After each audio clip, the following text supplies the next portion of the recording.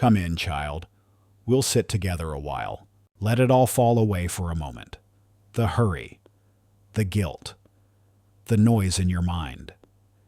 Even the thoughts that keep circling like birds unsettled by the wind. Here, in this moment, there's no need to explain anything. You're not being asked to recite prayers or prove your love. You're simply being invited to stay, not for an hour, not even a full prayer, just for a breath, just for 30 seconds of stillness. Can you feel it? That quiet ache beneath the surface, not quite sadness, not quite peace, a longing, a homesickness. That's the part of you that still remembers me. And I remember you, my child, not as a sinner, not as a failure, not even as someone who walked away, but as someone I made in love, for love, and to love. You might not have expected a pope to speak like this softly, personally, but I am not speaking from a throne now. I'm speaking from beside you, as one who knows the weight of silence, the burden of regrets, and the sacred relief of being forgiven. I have worn the vestments of Peter, yes, but I have also wept before the tabernacle as a broken man. That is how I learned to stay. You see, beloved child, grace doesn't begin with a grand decision. It begins with a pause. In the silence you avoid, I've been waiting with mercy. If something sacred within you feels gently awakened, and this stillness feels like home to your soul, then let your heart decide. Click subscribe not out of habit, but as a quiet yes to grace. Like lighting a candle no one sees, but heaven notices. You're welcome to leave a comment sharing where you're watching from, and if you carry a quiet prayer in your heart, feel free to write it. Every word you write, I receive with quiet respect and carry it with me into prayer. You don't have to try anymore. You don't have to understand it all. Just be here. Just breathe. And let your soul return quietly to stillness. Think of the times you've walked past the chapel without entering. The times you sat in the pew only in body, while your mind fled 1,000 miles away. I saw you, not to condemn you, not to count the seconds, but to wait as I have always waited for one glance, one moment of shared breath, one pause in which your soul could remember who has never stopped loving it. You may not have known it, but even when you avoided me, I was still blessing you. That accident you narrowly avoided, that prayer whispered long ago and nearly forgotten, the moment you were comforted without understanding why. Do you think those were coincidences? No, my dear friend. They were 30-second miracles, tiny seeds of grace planted in silence, because that's what I do. I love in silence. I wait without growing tired, and I knock without breaking down the door. There's an old story told by a priest, a man who used to watch an old woman come to the church every day. She would sit in silence, staring at the tabernacle, never moving her lips, never crossing herself more than once. When the priest asked her what she was doing, she smiled gently and said, "I look at him, and he looks at me." That is prayer. You've tried to pray with words, haven't you? You've read devotionals, heard homilies, even memorized beautiful things. But sometimes it all feels like too much, too complicated. What if I told you that one silent act of presence is more powerful than 1,000 anxious attempts? All I want is to be with you, to sit together in the chapel of your heart, to be near you, even if you're not sure what to say. You don't have to be pure to come close. Come close, and I will make you pure. There is a mercy deeper than words, the kind that moves like wind in a cathedral, unseen but undeniable. It enters when you stop trying and start surrendering. It is not earned. It is received. But you must stay. You must remain still long enough for it to touch you. That's why I say, just 30 seconds. Not because I need the time, but because you do. The soul, like a wound, needs stillness to heal. It cannot be stitched while running. It cannot be bandaged while hiding. You are tired. I know. Even in faith, you've grown tired. Tired of not feeling it. Tired of failing again. Tired of wondering if you'll ever change. But my child, grace is not tired. Grace is ready. Grace is near. Saint Teresa of Avila once wrote that prayer is nothing else than an intimate sharing between friends. She said that God does not look so much at the length of our prayer, but at the love with which it is offered. So come, stay, even if you feel dry, even if your thoughts scatter, even if you sit there and feel nothing, because the mercy you long for isn't in the feeling, it's in the faithfulness. Stay, and let me be faithful for you. You may be asking, but what do I do in those 30 seconds? Beloved, you don't have to do anything. Just sit with me. Rest your burdens. Breathe once, slowly. Let your shoulders drop. Place your hand over your heart. And in that quiet space, whisper nothing if you must, or only this: Jesus, I am here. That's enough. That's more than enough. For the one who turns to me even for a moment, I turn all of heaven toward them. You see, in those few seconds of silence, eternity enters time. A soul returns home. And I, the one who formed you, the one who died for you, the one who rose again not to demand but to embrace, I am here. Now, always. So stay, just for a breath, just for a glance, just long enough to let love begin again. Open your heart. Child, what do you hear in the silence? Is it absence or is it invitation? Could the ache you feel be my voice, gently calling you not to do more, but simply to stay? You drift, my child, not always on purpose, not in rebellion, but slowly, subtly, like a boat untied from the dock. You still see the shore. You still remember where home is. But the wind of the world catches you, and soon you're further than you meant to go. You didn't mean to leave me. You just stopped noticing me. And yet, even in your wandering, I never took my eyes off you. You may not realize this, but every time you turned away in pain, confusion, or even forgetfulness, I moved closer. Not with force, not with thunder, but with patience. A whisper in your thoughts, a memory that returned uninvited, a moment of beauty that made your heart ache in ways you couldn't explain. That was me. I never left. You see, the human soul, even when baptized, even when devoted, can grow distracted. You are not alone in this. Even my saints wandered. Some of them wandered far. St. Augustine spent years searching for truth everywhere but in my arms. St. Peter denied me with loud words.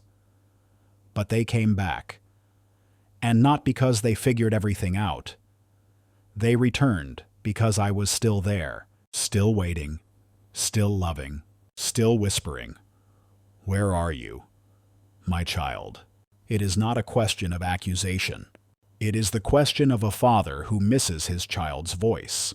A father who stands at the edge of the road, watching the horizon, not counting the time that passed, but scanning for any sign of return. That's what I do. That's who I am. There is a story in your own life, isn't there? A season you don't speak of often. A time when prayer felt like stone, when the Mass felt distant, when your eyes no longer lifted toward heaven. Maybe it was sorrow. Maybe it was exhaustion. Maybe you simply stopped believing that my love was still for you. But I want you to hear this. Now, with your heart open and your hands resting, your distance has not made me love you less. Not one breath of it. Do you remember the gospel story of the prodigal son? The boy who ran off with his inheritance and wasted it in sin. The one who crawled home, hoping only for a servant's place. What matters most in that story is not his shame, but the fact that his father ran. Yes, ran. I run to those who turn toward me, even in fear, even in dirt, even in hesitation. And do you remember what the father did not say? He did not ask for an explanation. He did not demand repayment. He did not count how many years were wasted. He simply said, "My child was lost, and now is found. You may feel far from me, but I am not far from you." That's the paradox of my mercy. It closes every distance the moment you stop running, even now, in this moment. As your heart quietly leans toward the light, I am already beside you. There is no shame that can outpace my love, no confusion that can block my vision, no failure that can erase the joy I feel simply to hear your soul whisper again, God. St. John Paul II once wrote that divine mercy is not merely a pardon, it is a presence. It is the presence of the risen Christ, entering through closed doors and saying, "Peace be with you." Even if you have closed your doors, my peace can pass through them. Even if you feel unworthy to return, my joy in you is never extinguished. My child, you are not forgotten. You are not forsaken. You are not disqualified from love. You may think, but I have been so far away, and I respond, not far enough to escape my mercy. Let me ask you something. Gently. Where have you gone? Truly. Where has your mind gone in the middle of the rosary? Where has your heart gone when receiving communion? Where has your trust gone when trials have darkened your days? I do not ask to scold. I ask to help you see that distance is not only about time or rebellion. Sometimes it's simply a habit of turning inward, when I am calling you outward into love, into light, into surrender. And if you've wandered for a long while, if you've lived years without prayer, months without confession, weeks without hope, then let this be the moment we begin again. Not with noise, not with plans, just with presence. I know where you've gone, but I also know where you belong. You belong here, in the warmth of my gaze, in the hush of grace, in the embrace that doesn't demand perfection, only return. That's the truth the Church has always taught, not just rules and rubrics, but the heartbeat of a Father who waits at every altar, every tabernacle, every lonely heart. The heartbeat that says, "I know you, I love you, come home." So, where have you gone, my child? And more importantly, will you come back even if just for 30 seconds? Because in that moment, eternity begins again. Hi, old friend. We'll walk gently through this part together. You've tried to pray. You've tried to speak to me. And still, there were moments when your mouth moved, but your heart felt frozen when the words dried up like a riverbed under sun. You wondered if prayer had left you, or if you had somehow lost the path. But listen closely now, child of God. You do not need words. You need presence. You need stillness. You need to be. Because the kind of prayer that truly heals is not always spoken. It is rested in. It is inhabited. The world has taught you to speak, perform, explain. Even in religion, you've been told to be better, more consistent, more devout. But healing does not come from effort alone. It begins in surrender, and surrender happens in silence. Silence is not absence, it is invitation. It is the place where noise gives way to grace, where the soul comes out of hiding, where the deepest wounds rise up not to accuse you, but to be touched by my mercy. Silence is not the absence of sound. It is the presence of someone. You see, child, your heart is like a sanctuary, and in every sanctuary, there must be sacred stillness. In the tabernacle of your soul, I am already present. I wait not outside you, but within you in the quiet places you rarely enter. I do not need you to perform for me. I only want you to rest with me. Even my saints knew this. St. John of the Cross once wrote that silence is God's first language. All else is a poor translation. So sit with me. Let your defenses lower. Let your distractions dissolve. You don't need the perfect psalm. You don't need the right litany. You don't even need clarity. You need only to be near. Do you remember when you were a child and you scraped your knee? There was no grand conversation between you and your mother. You simply ran to her arms, and she didn't ask you to explain your pain. She just held you. That embrace was the healing. That's what this is. Beloved, you do not need to know how to pray in this moment. You only need to let yourself be held. The Church, in all her wisdom, gives us this sacred teaching that Christ is truly present in silence, not just on the altar, but in the whispering breeze, the flicker of a candle, the hush after the bell stops ringing. And in you, right now, even now, that is the mystery of the Incarnation. God entering flesh, entering time, entering human silence. He did not come with storms or trumpets. He came in the womb of a virgin, in the breath of a newborn, in the stillness of the night. This is how he comes still. My dear brothers and sisters, the healing you seek, the clarity you crave, the comfort your soul is starving for, it waits for you in silence. Not the silence of empty space, the silence of presence. This silence heals everything because it gives space for grace to move. Not as lightning, but as dew. Not as command, but as communion. You might ask, but what if I fall asleep in prayer? What if I sit there and feel nothing? Ah, child, even that sleep, when offered to me, is a form of trust. Even your nothingness, when surrendered, becomes worship. The Blessed Mother teaches us this more than anyone. She was silent in Bethlehem, silent at Cana, silent at the foot of the cross, and yet no one was more united to me. Imitate her stillness. Let your prayer be as soft as her heart. Let your presence be as faithful as her yes. There is a quote from a modern monk that I keep near. Sometimes I look at the host and say nothing, and I know that's enough. What if, just once today, you entered a chapel or even closed your eyes in your kitchen and said nothing at all? What if you just sat and let me gaze at you? Would that be enough? Because I promise you, it is. The Catechism speaks of contemplative prayer not as doing, but as being before God. That is what I long for with you. Child, not your perfection, not your eloquence, just your presence. Sit with me for 30 seconds.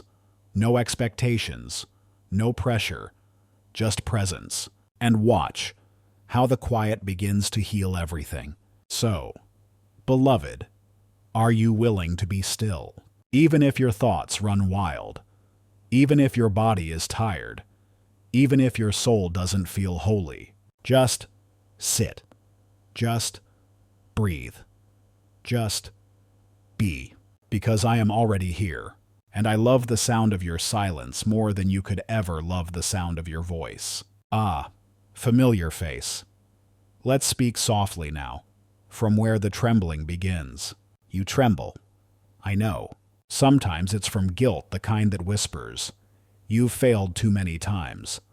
Sometimes it's from shame, the voice that says, "You're not the one he means when he says, beloved."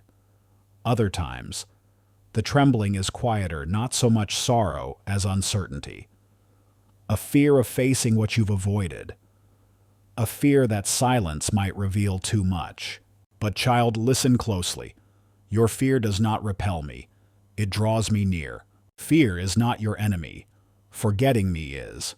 In sacred scripture, whenever angels appeared glowing with the majesty of heaven, their first words were always the same. Do not be afraid, not because fear is shameful, but because heaven always comes with mercy first. Even the greatest saints trembled in my presence.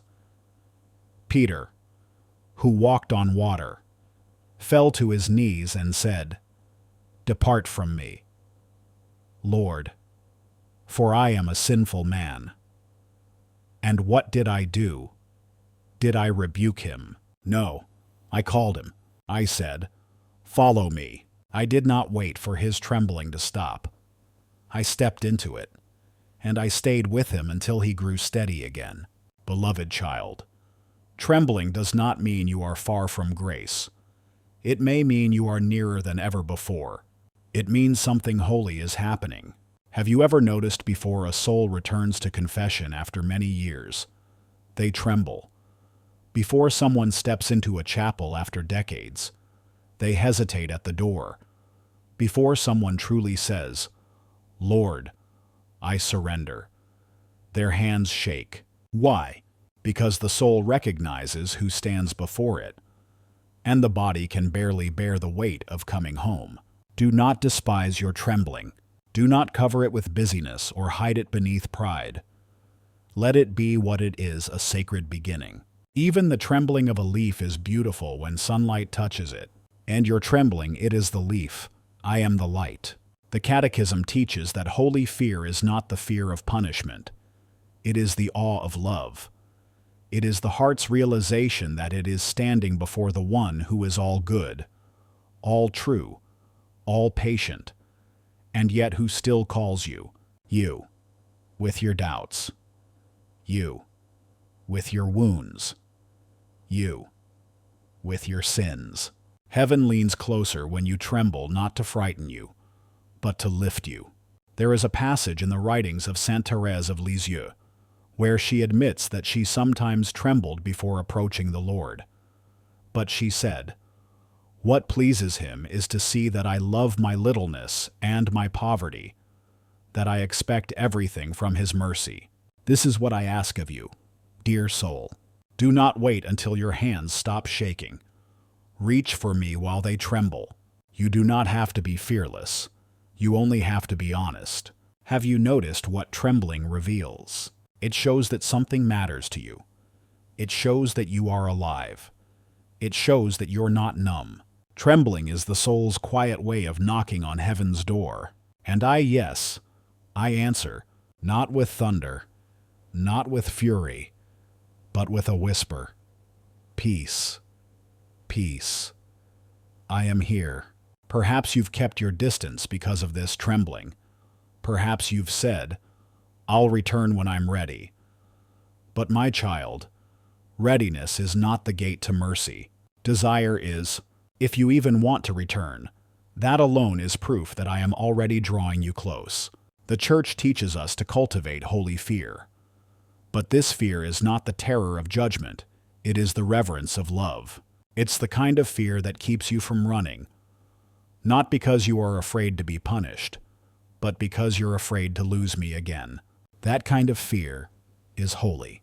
That kind of trembling is grace. So if you tremble now, let it be. Let your soul shake. Let your heart race. Let your tears come if they must. You're not falling apart. You're opening. And when you open, heaven leans in. Heaven leans closer than ever, not to ask you to prove yourself, but simply to remind you, you are mine, even trembling, especially trembling. So here's my invitation. Don't run from the trembling. Sit with it. Stay for 30 seconds. Let me hold the moment. Let me hold you. And I promise you will not fall. You will not be shamed. You will not be turned away. You will be embraced. Because trembling is not the end of your faith. It is the door to your return. Peace. My friend, we'll take this step slowly. You may not know the exact day you drifted. You may not remember the last time you truly prayed with your whole heart. You may not even recall the moment you stopped talking to me, not in rebellion, but in resignation. But I remember, not as a ledger marks an absence, but as a heart remembers a voice it longs to hear again. How long has it been, child, since your last confession, since your last honest word to me, since you let yourself believe that I could still want you? I ask not to shame you, but to open your memory like a long-forgotten chapel, dusted and empty, but still holy, because even if the door has been closed, The sanctuary remains. Even if no candle has been lit in years, the altar still stands. Even if the prayers have stopped, the invitation has never been revoked. Do you know what the Church teaches? That a single act of contrition, one movement of the heart toward me, can begin again. Everything you feared was lost. That's the power of grace. It does not require time. It requires return. Some of my saints came back after years, some in their last hour, one with a whisper from his lips, another with only tears from his eyes. One Hail Mary, spoken slowly, from a cracked voice and a trembling soul, can become a bridge across a lifetime of silence. That's all it takes. Not 1,000 rosaries, not decades of good works. Just one act of love that turns toward me and stays. Do you remember the thief on the cross beside me? He had no time left, no future to offer, no record of righteousness, only a broken heart, and one sentence: Jesus, remember me. And I did. I always do. How long has it been since you entered a church, not to observe, but to speak? Since you let the holy water touch your forehead, not as habit, but as hope. Since you looked upon the Eucharist and believed not in your worthiness, but in my mercy. Even if it has been years, decades, heaven can still be reached in seconds. Beloved child, the distance you feel is not as great as you fear. It may only be one prayer wide. It may only be one Our Father deep, one whispered Jesus, have mercy, one quiet decision to sit still and stay, and I will meet you there, not halfway, all the way.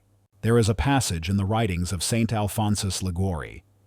He says that every soul that prays is saved, and every soul that does not pray is lost.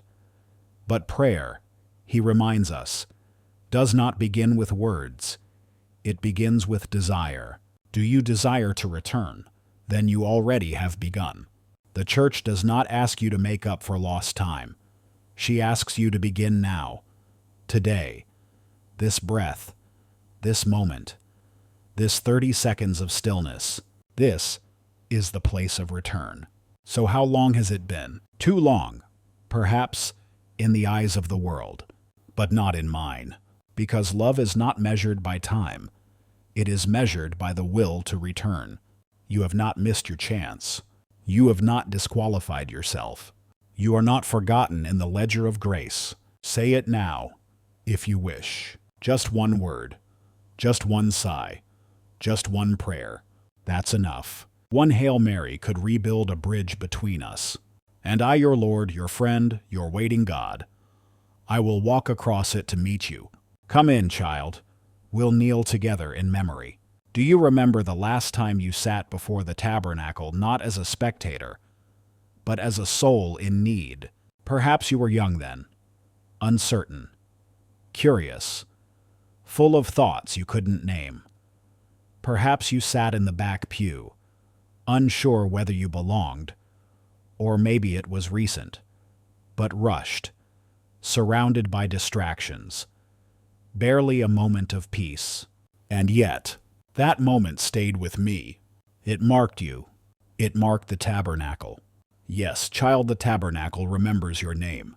You see, in the language of heaven, presence is never forgotten. Every time you knelt, even briefly, was like pressing your name into the gold of the sanctuary. And though you may have walked away, the place you once occupied still longs for your return. Sacred spaces are patient. They wait in silence. They do not shame. They do not age. They remember.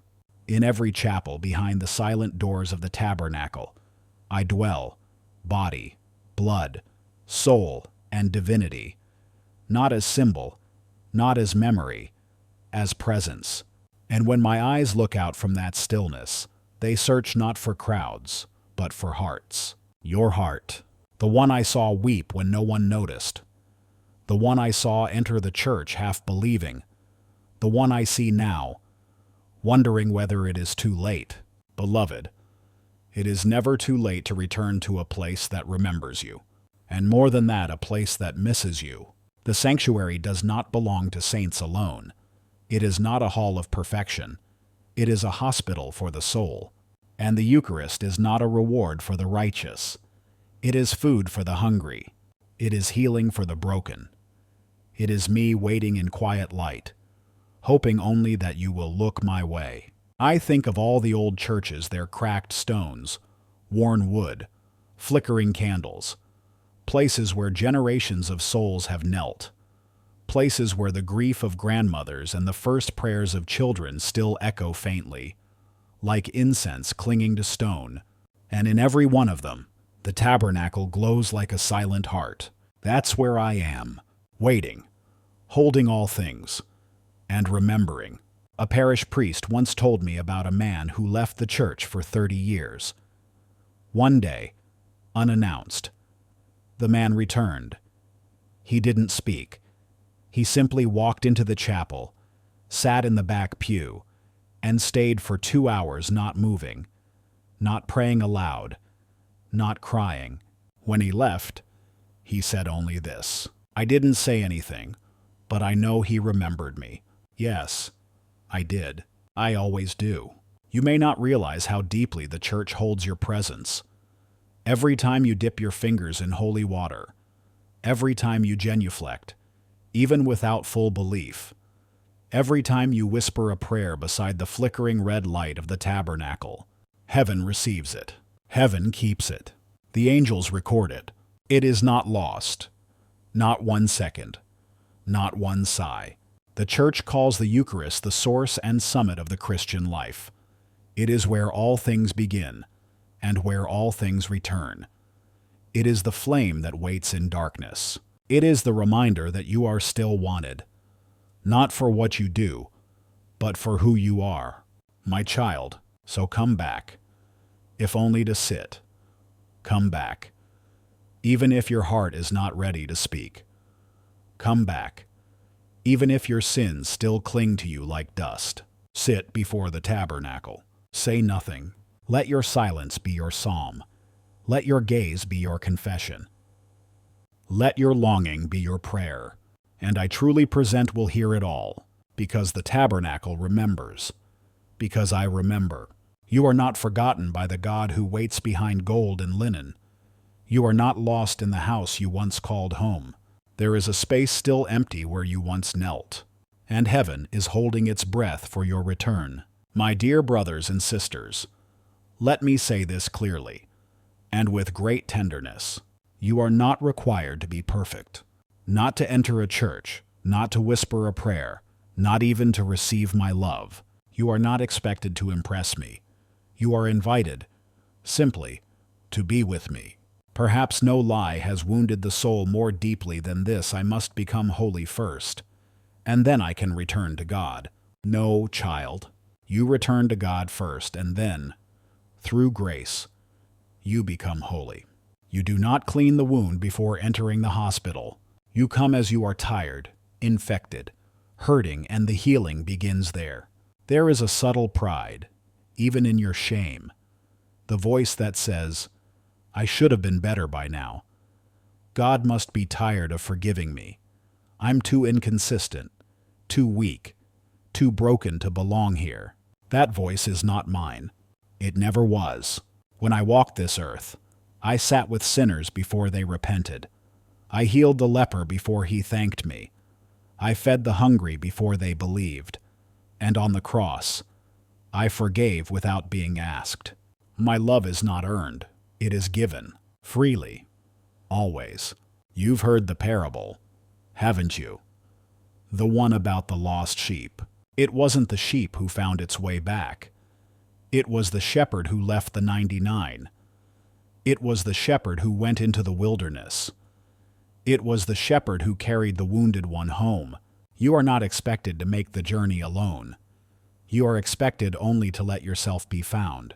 Beloved child, when you walk into church after a long time, no angel folds their wings in disappointment.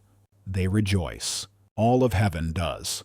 And when you struggle in prayer, when your thoughts scatter, when you feel like you're giving me so little, it's not little to me. It's everything, because I do not measure your love by eloquence. I measure it by presence. Even a distracted Hail Mary, whispered with longing, echoes louder in heaven than a flawless homily spoken without love. St. Francis de Sales once said, "God does not love us because we are good. God makes us good because he loves us." And this is what I want you to remember. You are loved first. Before your resolutions, before your progress, before your holiness. You are loved now. You may ask, but shouldn't I be better by now? But haven't I fallen too many times? But why would God still want me? Let me answer with a question of my own. What parent stops loving their child because they are clumsy? What shepherd casts out the sheep that limps? What bridegroom gives up on the bride who cries? You were not chosen because you were strong. You were chosen because you are mine. And what is mine, I do not abandon. This journey back is not a test. It is not a performance. It is not a spiritual audition. It is a reunion. It is a slow walk home with dusty feet and trembling hands. And at the gate, I am already waiting, with sandals, with robes, with a ring, not for the perfect child, but for you, just as you are. So if your prayers are dry, if your thoughts wander, if your life is a tangle of contradictions, come anyway. Come especially then. You are not called to be impressive. You are called to be present. And if the only prayer you can whisper is, "Lord, I don't know how to love you anymore," then say it. Say it with tears, with silence, with a sigh. Say it without fear, because even that is a form of love. Even that is beautiful to me. You are not here to perform, child. You are here to rest, to be still, to begin again. And I will meet you not at the top of the mountain, but at the foot of the cross, where all perfection ends and all mercy begins. Come in, child. We'll linger here, just a little longer. You may be tempted now to stand up and move on, to close the page, to brush the moment aside as beautiful. Yes, but brief. But before you rise, stay. Stay just a moment more. Stay not because you must, but because you can. Grace does not arrive like lightning. It comes quietly. It waits for your permission. The Church, in her ancient rhythm, understands this, that stillness is the cradle of transformation. That is why we kneel before the Eucharist, why the priest pauses after consecration, why the incense lingers in the air, even after the bells go silent, because grace needs space. It needs a soul unhurried, willing to wait even for 30 seconds so that heaven can do what only heaven can do. You are not asked to feel anything now. You are not asked to produce holy tears or spiritual insight. You are asked only to stay, to let the silence deepen, to let the truth of everything you've heard settle like oil on your wounds. Let me bind what is broken. Let me kiss what is bruised. Let me fill what has been empty for far too long. But only if you stay. Do you remember the disciples on the road to Emmaus? They walked with me, speaking, questioning, aching, and they did not recognize me. Not until they reached the end of the road. Not until they sat down. Not until they said one simple thing: "Stay with us." And in that moment, as I broke the bread, their eyes were opened. You too are walking the road. You too have asked questions. You too have heard my voice and not fully recognized it. But now, we are here, together. And I have broken the bread of mercy in your hands. So say it now, if you dare. Stay with me, Lord. Say it not with fear, but with courage. Say it not because you're ready, but because you're willing. I am not in a rush, never have been. It is you, dear soul, who moves too quickly. From sorrow to distraction, from prayer to worry, from invitation to resistance. But not now. Now you are still, and in this stillness, grace rushes in, not as noise but as balm, not as thunder but as peace. Stay, just a moment more. before you check your phone, before you scroll, before you rise and return to the pace of the world. Just stay. This pause is not weakness. It is sacred.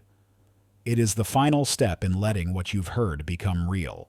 Saint Elizabeth of the Trinity once wrote that God is silence, and in that silence, the soul finds itself and Him. So, linger. Let this silence wash over you. Let the echo of every truth you've heard tonight nest in your soul like light in a cathedral dome. Let the voice of mercy speak one final word. Beloved, you are not forgotten. You are not late. You are not alone. You are here, and I am with you. So before you rise, before you walk back into your day, let us seal this moment like a final kiss on the brow of a child, in silence, in love, in reverence. You've walked far today, but grace was always just one breath away. You're not alone. Christ still calls your name. Rest in Him.